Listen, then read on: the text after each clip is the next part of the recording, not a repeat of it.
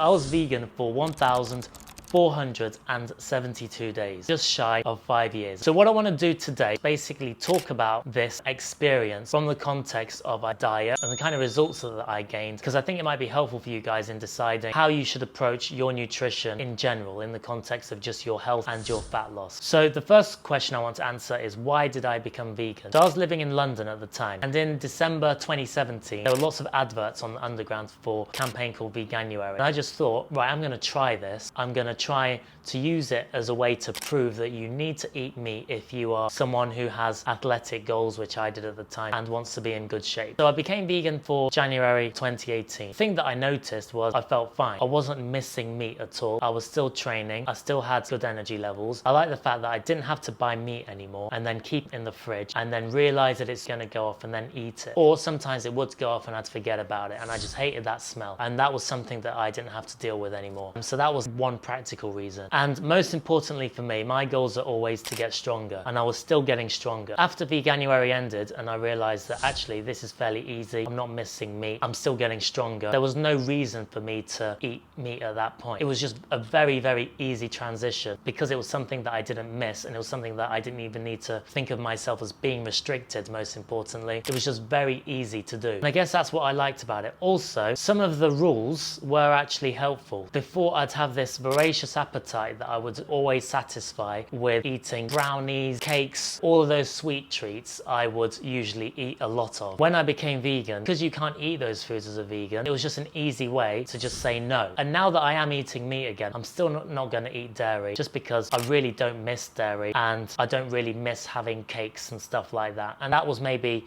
a good long-term adjustment to what happened to me over the last 4 years. And the other thing I liked about it was I was eating far more minimally processed whole foods, because if you want to be successful as a vegan, you can't just stop eating meat when the rest of your diet is pretty shoddy. To have success and to be able to do it, you've just got to start to eat more of those things, and that may be why I started to feel better. No scientific evidence here, so don't use this as any form of evidence as to why you should become vegan. Quick disclaimer there. What I didn't like, it's only been in the last year that this has become more apparent to me. Because I'm a fat loss coach, I'm always talking about the importance of building muscle. My muscle mass dropped whilst I was vegan. I started vegan at around about 74 kg. The lightest I got to was 66 kg. Even though I was getting stronger, I don't think I was looking my best. And it's very, very hard for me to put on weight as a vegan. Very hard. The reason being is because I'm very conscious about the types of food that I eat, and I want to eat mainly minimally processed whole foods. If I want to get enough protein in, I need to eat a lot of either supplements, or if I'm getting it from real food, a lot of volume of that food, which means it's very hard for me to actually get even to calorie maintenance sometimes. It's hard for me to eat enough food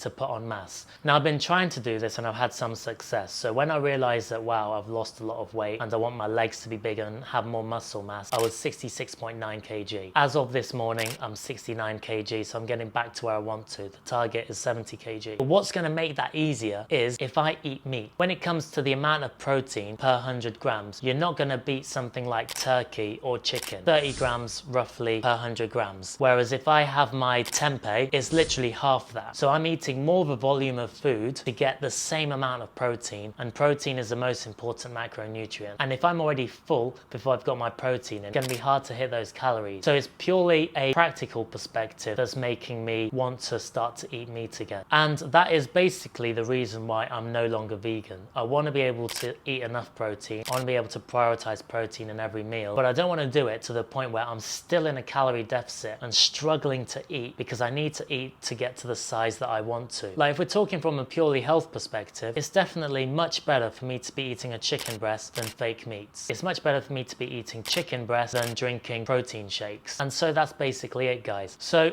what's the takeaway from this? Well, from a purely fat loss perspective, was it restrictive? Because I did this for more than 4 years, and because I know that I can easily snap back into being a vegan tomorrow, it was not something that was overly restrictive at all. It was just so easy, and that's why I carried on. I did not need to try. If you have to try hard to go on to some kind of diet, and if you find it restrictive, it's not going to be sustainable. For me, it was sustainable. When you're thinking about what you want to do in terms of your nutrition going forwards, just make sure that that's probably be the number one thing. The other key thing to think about is your health and probably your physique. What kind of results do you want from your body? How do you want to look? And make sure that you're tracking that consistently over time, because that's going to be the feedback you need to ensure that is your diet good for you? Is it working? But you need to look at those other subjective factors too. How do you feel on a daily basis? How is it affecting your social life? How is it affecting your relationships? So again, that could be something to take into account. Now, I do have a fat loss cheat sheet for you. So make sure you go into the comments, hit the link, download it, and also whilst you're there, you may as well follow me on all socials.